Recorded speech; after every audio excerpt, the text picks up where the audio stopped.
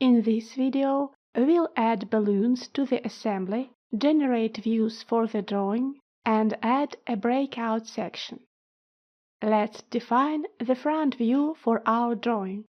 Select the face and click Normal to. Then go to the orientation settings.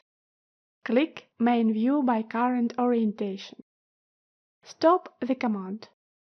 Now we can add balloons for the parts of the assembly. Start the reference number command. Select a component, for example the rod. Here you can see the base plane is the ZY plane, but you can change it if you need. Click in the graphic area to place the balloon. Confirm.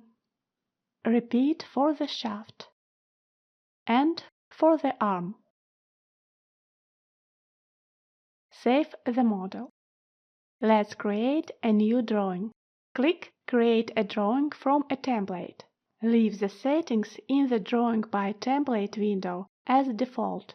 You will be able to modify them later. In the Parameters toolbar, if you need, click Apply. Leave the scale 1:1. Turn on the display of transition lines and the transfer of positions and center lines. Click in the drawing to place the front view. Move the cursor to the right and click to place the left view. Stop the command. Let's add a broken out section to the left view. First, create a spline by vertices.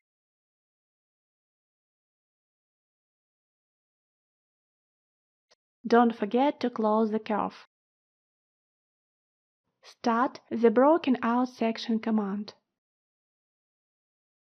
Select the spline at the border.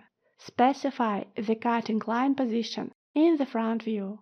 We don't need to cut the arm, so we can exclude it from the section. Select the hatch, right-click on it, and select the Do Not Cut command. Rebuild.